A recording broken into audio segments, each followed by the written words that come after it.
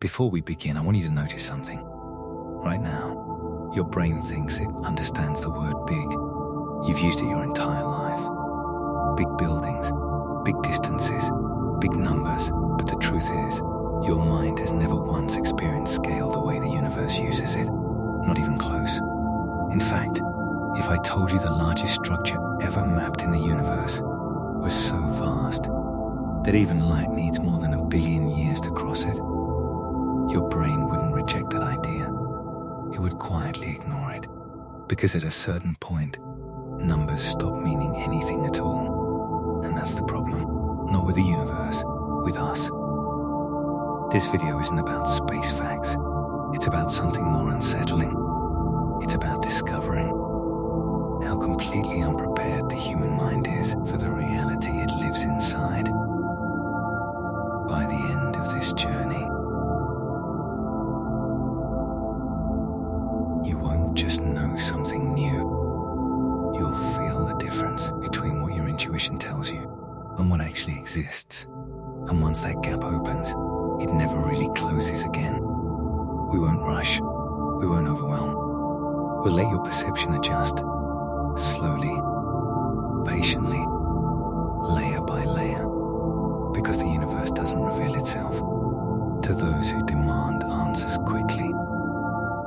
It reveals itself to those willing to wait. So if you're ready, leave behind the idea of big.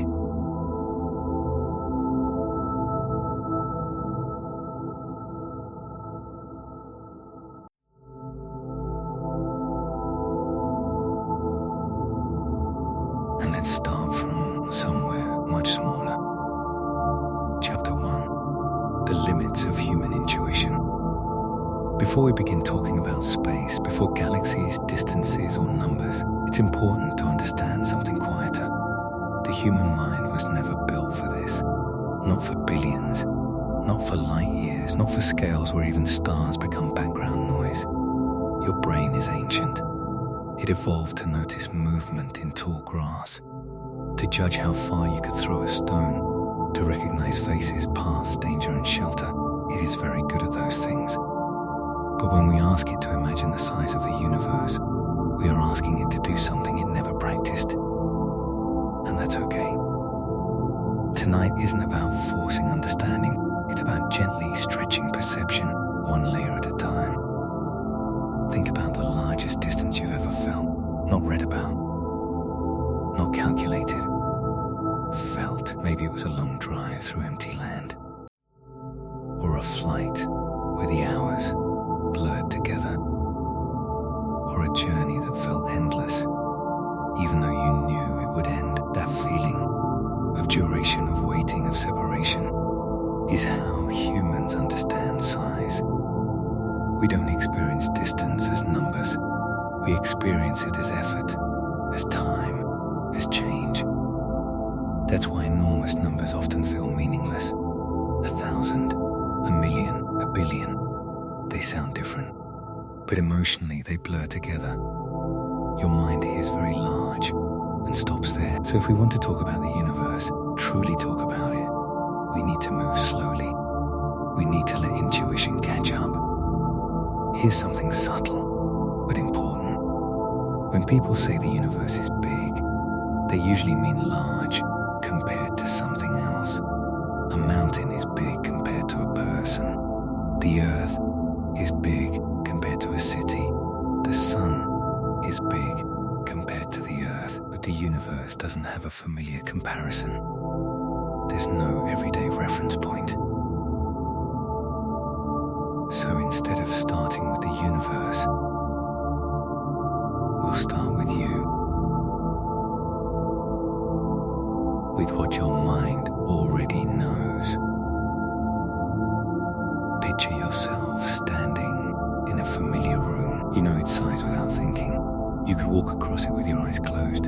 Your body understands it. Now imagine leaving that room, walking outside, moving down a street.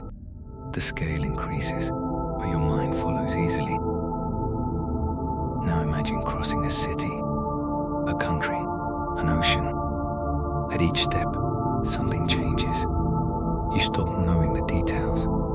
You stop recognizing landmarks. You stop holding the whole picture in your head at once. Your understanding becomes abstract. This is the moment intuition starts to weaken, and we haven't even left Earth yet. The mistake most explanations make is jumping too fast. They leap from familiar to unimaginable in a single sentence. Tonight we won't do that. We're going to let distance accumulate, not as numbers, but as experience. Here's another quiet truth. Your intuition works best when things are stable. When objects stay put. When environments don't change too fast. But the universe is not stable. Everything moves. Planets move. Stars move. Galaxies move. Even space itself is not fixed. And when motion becomes slow enough, millions of years slow, the mind stops registering it as motion at all. It feels like stillness. But it isn't. This is why cosmic scale feels so strange. The changes are real, but they happen on timescales your instincts can't track. Mountains erode, continents drift, stars are born and die, all while the human lifespan flickers by like a single frame. So when we talk about large, we are also talking about long. Size and time are woven together, and that connection will matter later. There's no test tonight, no formulas to memorize, only one quiet goal. By the end of this journey, big will mean something different to you. Not louder, not more dramatic, just deeper. As we continue, you may notice your mind resisting at times. That's normal. If a number feels meaningless, let it pass. If an image feels incomplete, don't force it. Understanding will arrive gradually, not as clarity, but as comfort. So, take a breath. Set aside the urge to grasp everything at once. This chapter is only about preparing the ground. In the next chapter, we'll begin training intuition without relying on numbers at all. For now, simply notice this: you are here, in one moment, on one world. And from this very small starting point, we're about to move outward, slowly, carefully, and far beyond what the human mind was ever meant to hold. Chapter 2. Learning scale without numbers. If you've ever tried to remember a very large number, you may have noticed something strange. At a certain point, the number stops feeling bigger. 1,000, 1,000,000, 1,000,000,000. They sound different, but inside the mind they occupy the same quiet space. That's because numbers are not how humans were meant to understand size. They are symbols, shortcuts, useful tools, but they are not experiences. So in this chapter, we're going to set numbers aside, not forever, just for now. Because before we can measure the universe, we have to feel it. Think about how you understand distance in everyday life. You don't think in meters or miles. You think in effort. How long will it take? Will I get tired? Will the scenery change? Distance to a human is not a line on a map. It is a journey. Imagine walking across a small room. Your body barely notices. Your mind is already at the destination. Now imagine walking across a neighborhood. There is movement. Landmarks pass. Time begins to matter. Now imagine walking across an entire city. At this scale, your body feels the distance. Your legs tire, your attention drifts. The journey becomes the thing you remember, not the start or the end. This is how scale enters awareness, not through calculation, but through change. Now let's push that idea slightly further. Imagine traveling for so long. that the world around you begins to shift in ways you didn't expect. Day becomes night, weather changes, seasons pass. You don't just move through space, you move through time. This is important because once distance becomes long enough, time is no longer separate from it. They merge. Here's something your intuition already understands, even if you've never named it. A short journey feels stable, a long journey feels uncertain. Not because the path is dangerous, but because things can change while you're moving. This is the key difference between small scale and large scale. At large scales, nothing stays the same long enough to be familiar. Now imagine a journey so long that generations pass while it's still ongoing. People are born, they live entire lives, they disappear, and the journey continues. At this point, distance stops being personal. It becomes historical, and eventually, it becomes geological. This is why large scales feel unreal. Because our minds are anchored to a single lifetime, we experience the world as something mostly fixed. Buildings remain standing, mountains stay where they are, the sky feels constant. But these are illusions of short time. Let's pause for a moment. Not to think about space, but to think about change. Mountains rise and erode. Rivers carve landscapes. Continents drift. These things are happening right now. They feel invisible only because they move slowly, so slowly that your intuition filters them out.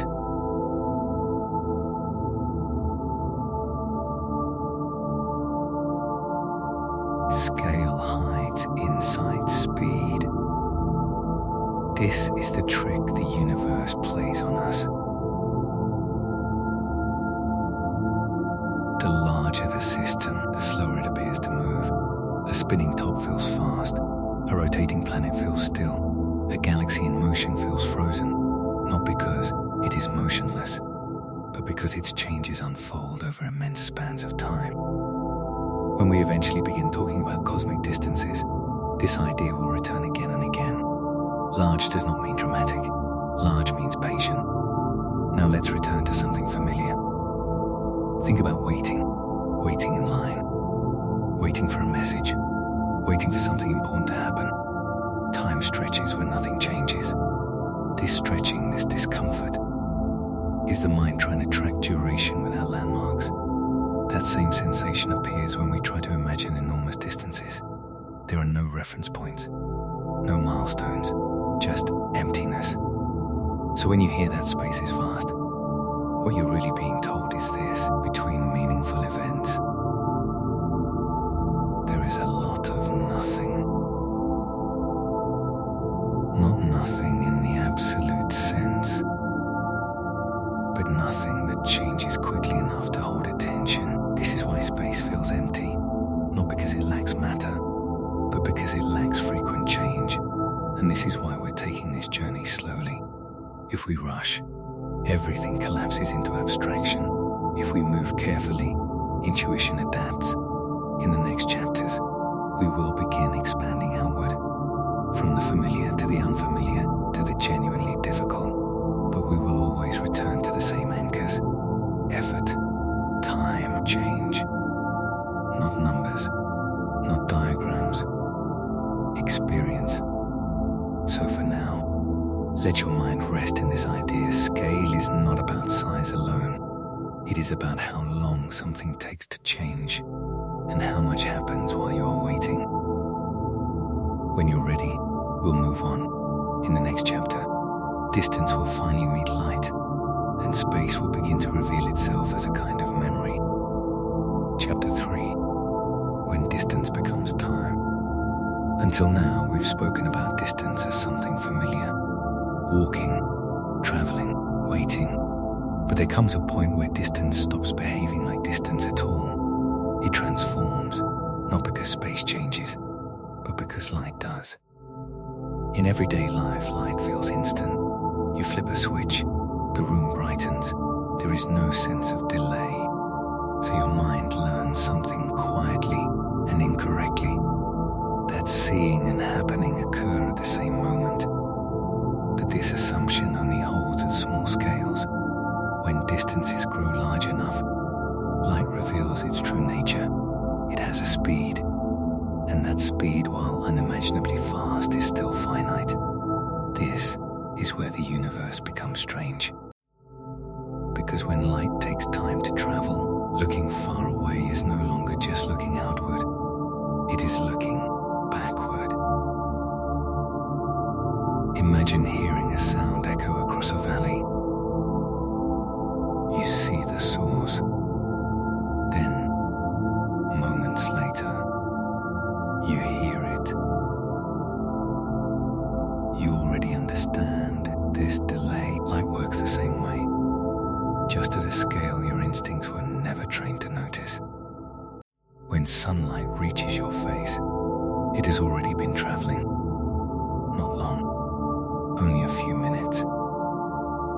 But even that small delay is real. The sun you see is not the sun now. It is the sun as it was moments ago. And the farther away something is, the deeper into its past you are seeing. This means the night sky is not a picture of the present. It is a layered archive of time. Some light left its source before humans learned to write. Some before the first cities formed. Some before Earth had complex life at all. All of it arriving together at the same moment, to your eyes. This is difficult to hold in the mind, because your intuition wants now to be universal, but there is no single now across space. There are only arrival times. When astronomers talk about distance, they often stop using familiar units. Not because they want to be confusing, but because distance and time are fused. A faraway object is not just far, it is old, and this changes how we understand reality. Events do not exist in a single shared present. They are spread out along light's journey. The universe is less like a synchronized clock and more like overlapping memories. Consider this quietly. Somewhere in the cosmos, a star may have ended its life.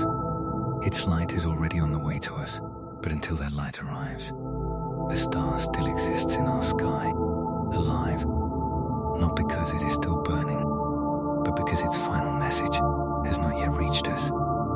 So when we speak about the universe, we're always speaking about history, not ancient history in books, but living history, still arriving. This also means that as we look farther out, we see simpler versions of reality, younger galaxies, rougher structures, less order. Distance becomes a timeline. Space becomes a record. Your mind may resist this idea. That's normal. It breaks the everyday link between sight and presence, but once accepted, it becomes one of the most powerful ideas in science, because now distance is no longer empty. It is full of time. Every stretch of space holds stories, not of what is, but of what once was. In the next chapter, we'll bring this idea closer. We'll slow down again, and we'll begin to explore a familiar system, not as a diagram, but as a vast place where light, distance, and time quietly intertwine. Chapter 4. The solar system is not small. Up until now, everything we've talked about has still felt distant, abstract, conceptual, almost detached from everyday life. So before we go any farther, we need to stop and return to something familiar. The place we live. When most people picture the solar system, they imagine a neat arrangement, a glowing sun in the center, planets lined up, orbits drawn as clean rings. It feels orderly, compact, manageable. But that picture exists for only one reason, because the real version cannot fit on a page. In reality, the solar system is not a collection of objects. with a few islands of matter scattered inside it. The planets are not close together. They are isolated, separated by distances so large that even light must take time to cross them. Imagine standing on Earth.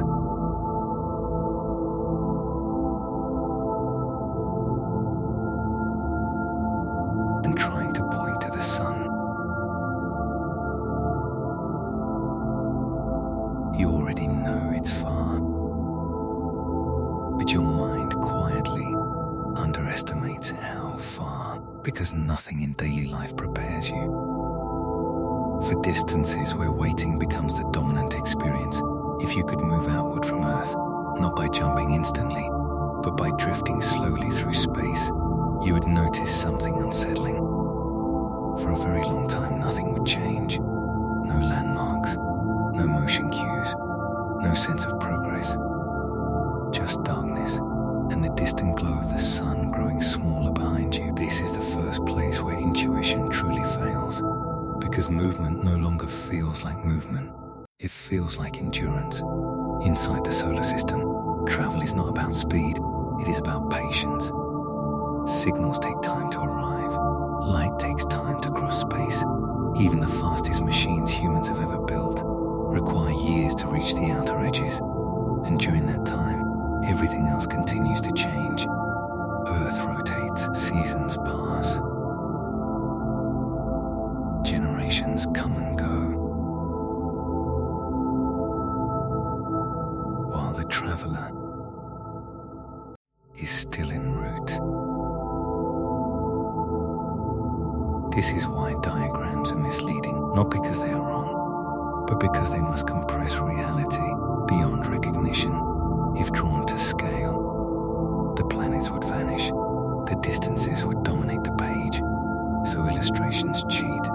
They pull everything closer, just enough for the mind to hold it. But the cost of that convenience is intuition. In the real solar system, space is the main feature. The planets are interruptions. Consider this quietly. If the sun was suddenly removed, the planets would not immediately notice. They would continue moving, as if nothing had changed. Because gravity, like light, also travels. Delay is built into the system. Nothing happens everywhere at once. Even here, in our local cosmic neighborhood, there is no shared present. Only propagation, only waiting. This realization matters because if the solar system already feels this empty, this slow, this stretched, then everything beyond it will feel exponentially more distant. The solar system is not a small place. That leads into a large universe. It is the first warning, a warning that scale does not grow gently, it explodes. Before we leave this region, let one idea settle. The solar system is not dramatic, it is not crowded, it is not active in the way films suggest. It is calm, vast, patient, and it has been this way for billions of years. In the next chapter, we will step beyond it, beyond planets, beyond orbits,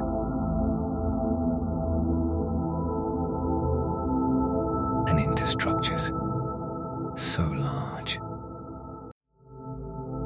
that the solar system itself will begin to feel like a single point. Chapter 5, Inside a Galaxy. When we talk about leaving the solar system, it can feel like crossing a border, as if we pass an invisible line and suddenly arrive somewhere new. But that isn't how it works. There is no edge, no gate, no moment where space changes its texture. The solar system simply fades into a much larger environment, a galaxy. The Milky Way is not a place you enter. It is a place you have always been inside. From Earth, the galaxy appears as a pale band of light stretching across the night sky. Soft, uneven, easy to ignore. But that faint glow is not a surface. It is depth. It is the combined light of countless stars, stacked along a line of sight so long that the mind cannot unfold it. Inside a galaxy, distance becomes layered. Stars are not arranged like beads on a string. They are scattered through a vast volume. Above you, below you, ahead of you, behind you. Every direction leads to more stars, and between them, more emptiness. It helps to let go of the idea that a galaxy is a picture. A galaxy is not a frozen shape, it is a process. Stars are born, they move, they age, they disappear, all while the galaxy itself slowly turns. That motion is easy to forget, because it is slow, so slow that entire civilizations rise and fall, without ever noticing it. The galaxy completes one rotation on a timescale far beyond a human life, even beyond recorded history. Our sun is part of that motion. It is not fixed. It is traveling, carrying Earth and everything on it along a wide orbit around the galactic center. By the time the sun completes a single circuit, life on Earth has already transformed many times over. This is what it means to live inside a galaxy. You are not standing still. You are embedded in a flow that is measured in hundreds of millions of years. Inside the Milky Way, stars are not isolated points.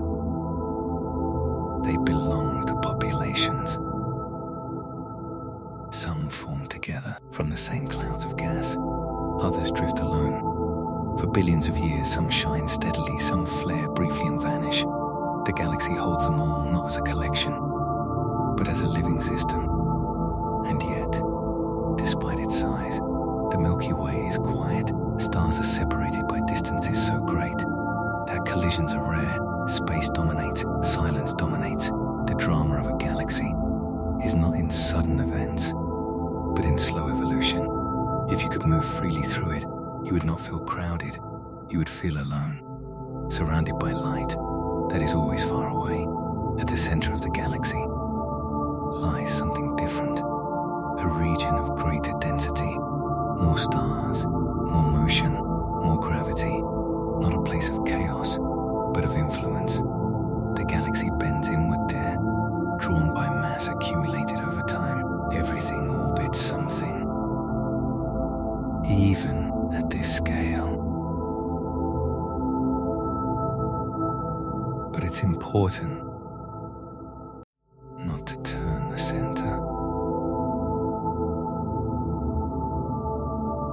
into a focal point of meaning. The Milky Way does not revolve around us, and we do not revolve around purpose. We revolve because gravity exists, because mass curves motion, nothing more, nothing less. This is another moment where intuition quietly misleads us. We expect the galaxy to feel dynamic, explosive, busy, but most of the time nothing dramatic happens. Stars simply continue being stars, and yet this calm hides immense history. The Milky Way is ancient. It existed long before Earth formed. It has absorbed smaller galaxies, stretched itself, changed shape. What you see tonight is only its current state, a temporary arrangement.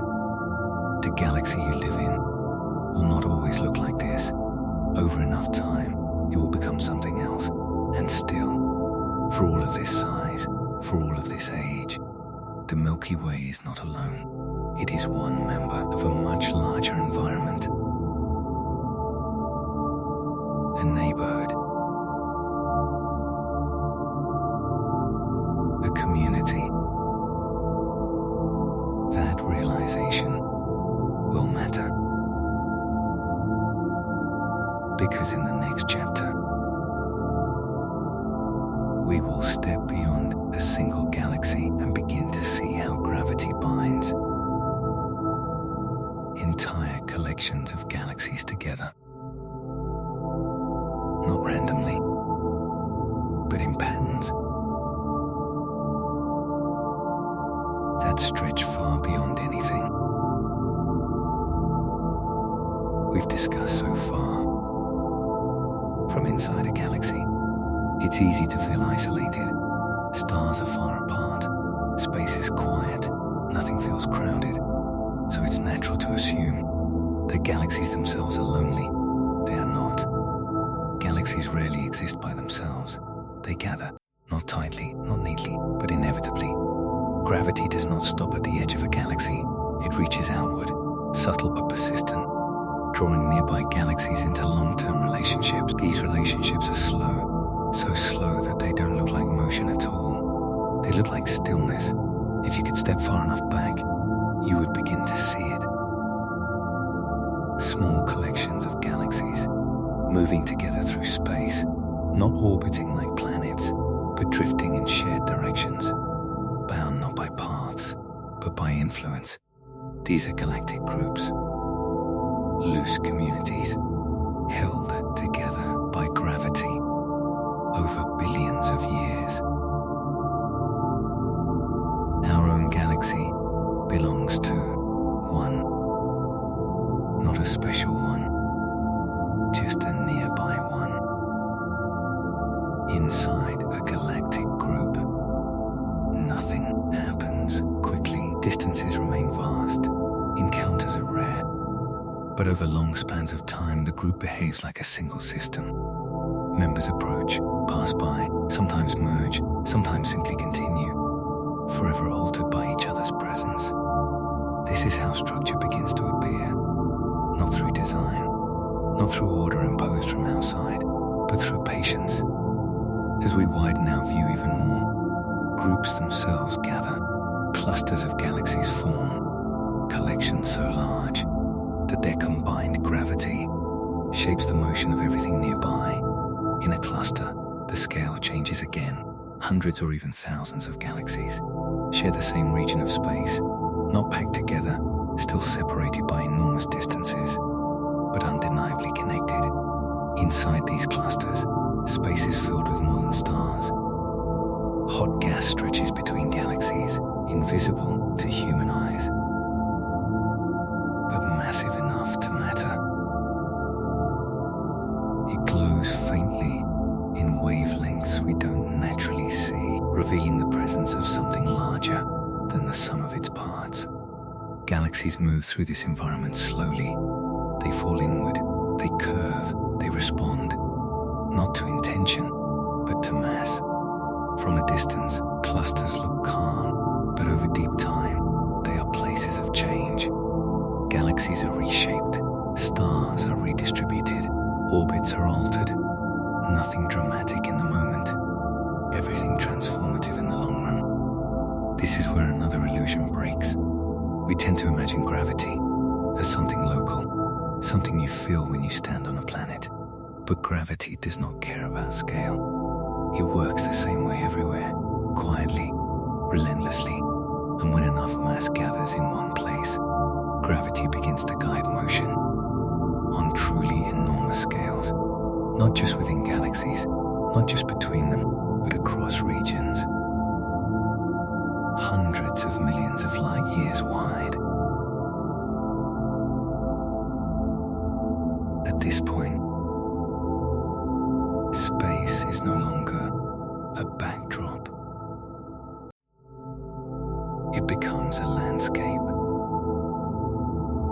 with slopes, with flows, with invisible contours that determine where galaxies go. Galaxies begin to move, not randomly, but along paths shaped by mass concentrations. They stream, they fall, they follow patterns, too large to notice from inside. This is the beginning of something much bigger, because clusters themselves do not exist in isolation. They, too, are part of larger structures, linked together by gravity's long reach. And as we move into the next chapter, we will finally step far enough back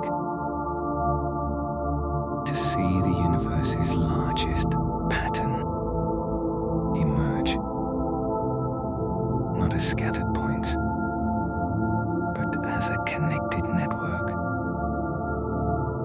a vast structure woven from gravity, time, and patience.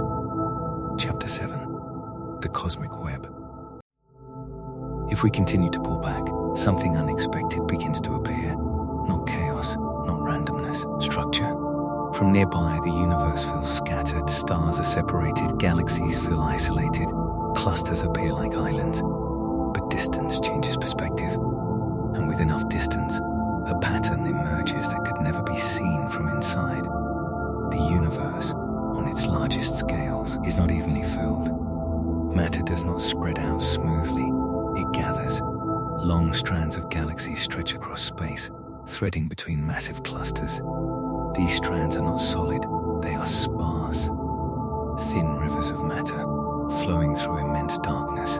Between them lie vast regions, where almost nothing exists, enormous voids, so empty that light travels through them for millions of years without encountering a single galaxy. This arrangement is known as the Cosmic Web. Not because it was designed, but because it formed naturally. In the early universe, matter was almost evenly distributed. Almost. Tiny differences in density, so small they barely mattered, were enough. Over billions of years, gravity amplified those differences. Dense regions pulled in more matter. Empty regions lost it. What began as subtle variation became immense structure. The cosmic web is not rigid, it is dynamic. Galaxies stream along filaments, slowly drifting toward denser nodes. Nothing rushes, everything unfolds, on timescales that dwarf human history. Seen this way, the universe looks less like an explosion frozen in time, and more like a slow-moving current, a flow of matter, guided by gravity's invisible contours. What's striking is how empty the universe still is. Even along filaments, galaxies are far apart. The web is delicate, fragile in appearance, yet it spans hundreds of millions of light years from inside a galaxy.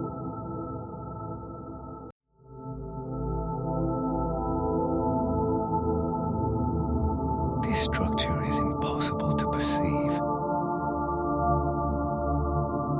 There are no signposts,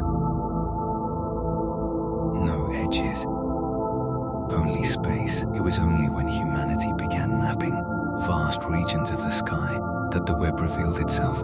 Survey by survey, the pattern became clearer, not in photographs, but in data, in positions, in motions, in the quiet pull of gravity. This discovery changed how we think about the universe. Large-scale structure is not noise, it is the result. The universe remembers its beginning, and gravity never forgot. The cosmic web also sets limits. It defines how matter can arrange itself, how large structures can grow, and where the boundary lies between pattern and smoothness. This matters because some structures approach those limits. They stretch so far that they challenge our assumptions about how uniform the universe should be when viewed from afar. In the next chapter, we'll focus on those extremes, on the largest structures ever mapped, and on the question they quietly raise: how big can the universe's patterns really get before they begin to blur into something else? Chapter 8. The largest structures ever mapped. Up to this point, everything we've described has followed a pattern. Gravity gathers matter, matter forms structure, structure grows over time, and the farther we step back, the larger those structures appear. But there is a question that quietly waits beneath all of this. How far can that process go? For a long time, astronomers believed there was a natural limit, that beyond a certain scale, the universe would appear smooth, not empty, but uniform. No preferred direction, no special regions, just gentle variation around an average. This idea wasn't philosophical, it was practical. It made the universe measurable, predictable, understandable. And for a while, observation supported it. Galaxies clustered, clusters grouped. But when averaged over enormous distances, everything seemed to level out. Structure dissolved into statistics. Then maps improved. As surveys grew wider, covering more sky and reaching farther into space, patterns began to stretch. Filaments grew longer. Clusters appeared connected over distances that felt uncomfortable. At first, these discoveries were treated cautiously because large structures are easy to imagine and hard to confirm. Random alignments can mimic patterns. Incomplete data can exaggerate connections. So skepticism remained, as it should. But with each new generation of mapping, the same question returned. Are we simply seeing chance, or are some structures genuinely enormous? What makes this difficult is defining what a structure actually is. Is it shape, density, shared motion? Does a structure need sharp edges, or is connection enough? In the universe, nothing comes with labels. There are no borders, only gradual change. So astronomers rely on tracers, galaxies, clusters,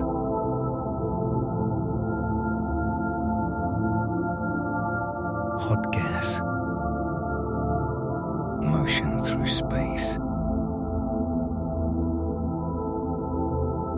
Each method reveals a different aspect of the same underlying reality. And sometimes those methods point to structures that extend farther than intuition expects. These vast arrangements are not solid objects. They are regions where matter is slightly more concentrated than average, linked by gravity and shaped over billions of years. They do not announce themselves.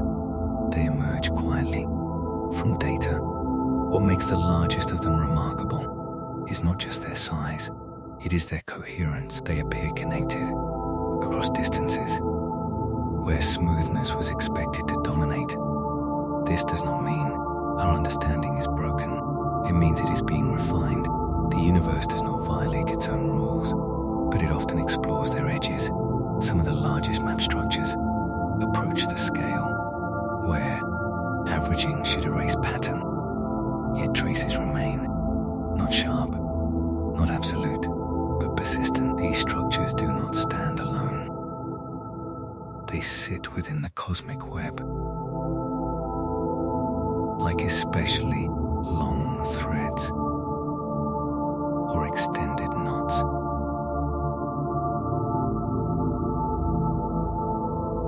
They are rare, they are subtle, and they are difficult to describe without overstating what we know. This is why language matters here. We don't say the biggest thing in the universe, we say one of the largest coherent structures ever mapped. In this region of the cosmos, careful wording is not weakness, it is respect for uncertainty. Because the universe is not finished revealing itself. Every map is incomplete. Every boundary is provisional.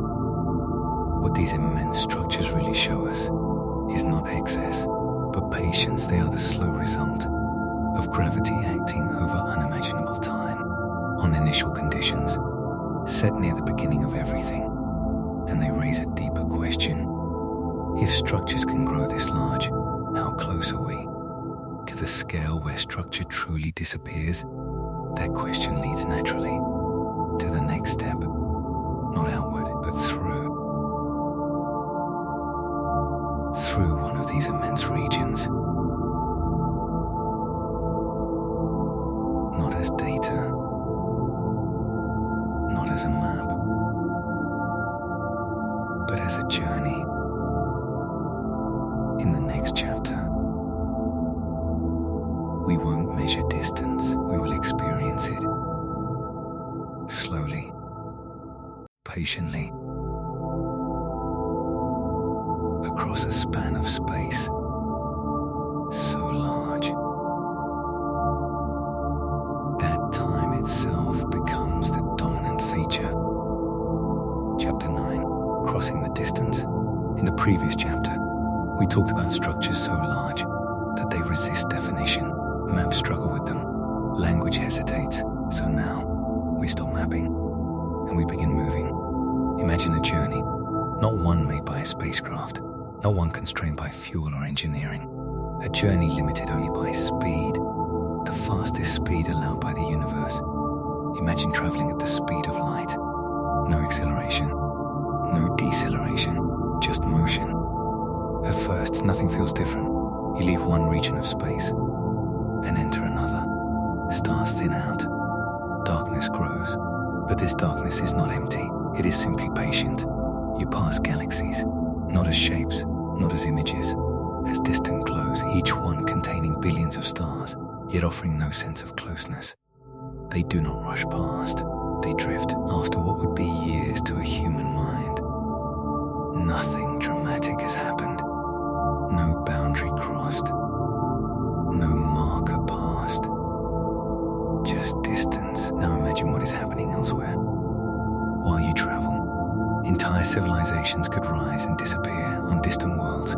Oceans freeze, atmospheres change, life adapts or ends. And still, you continue. At this speed, you are not just moving through space, you are moving through history. You pass through filaments of the cosmic web, regions where galaxies are slightly more common, slightly brighter, but still far apart. Even here, space dominates, then come voids, enormous regions where almost nothing exists. Millions of years pass, with no change in scenery, no stars nearby, no galaxies ahead, only darkness, not threatening, just vast. At some point, numbers lose meaning entirely. 1 million years, 10 million, 100 million, they no longer feel different. They feel like the same quiet stretch, repeated over and over. You are still crossing.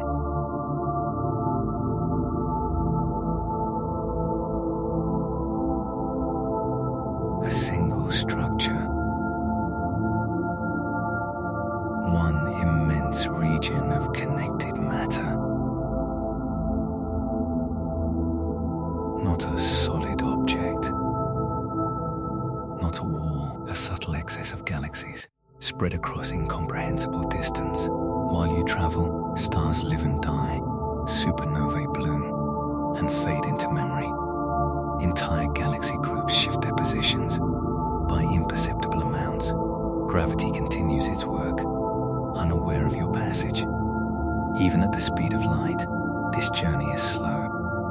Not because you are delayed, but because the distance is honest. After hundreds of millions of years, the structure still does not end. It thins, it changes character, but it remains connected. By now, the Earth you left behind no longer resembles itself. Continents have moved, the climate has rewritten itself. Species have come and gone, perhaps many times over. And yet, you are still inside, the same immense region of space. Eventually, after more than 1 billion years, something shifts. Not abruptly, gently. The density fades. The last distant cluster drifts behind you. The structure ends. Not with an edge, but with absence. You have crossed it. Not in moments, not in lifetimes, but in epochs. Now pause, turn around. Look back, there is no outline, no boundary, only a faint concentration of light, spread across a region so large, it barely fits inside thought. This is what it means to say a structure spans over 1 billion light years.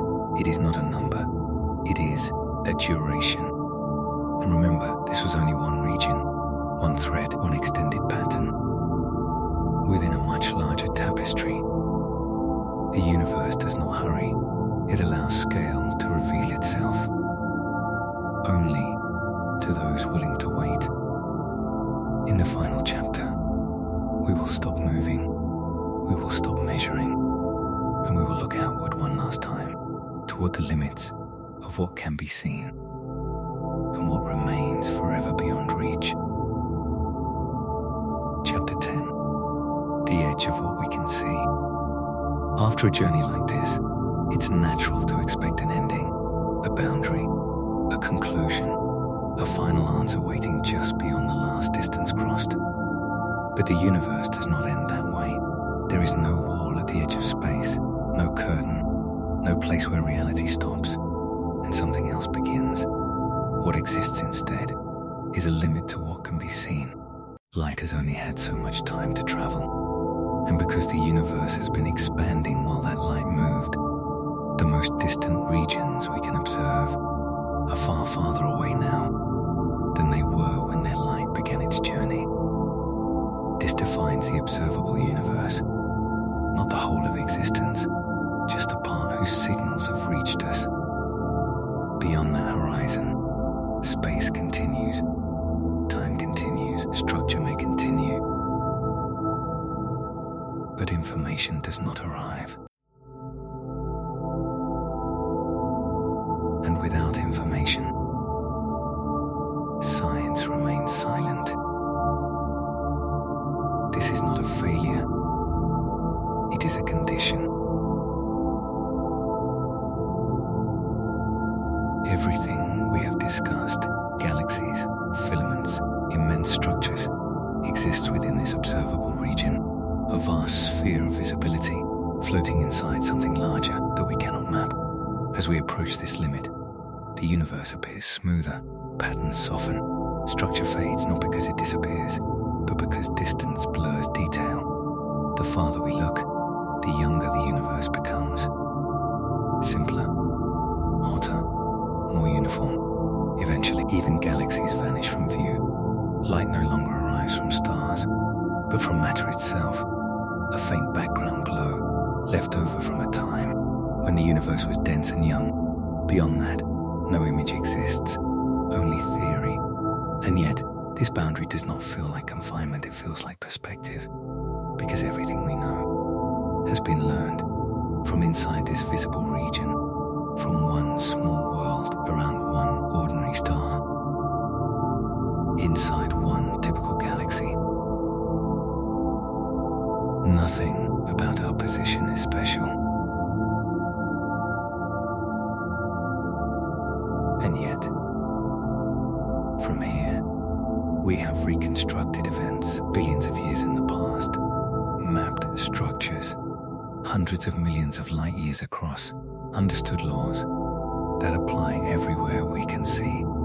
This is the quiet miracle of science, not certainty, but reach.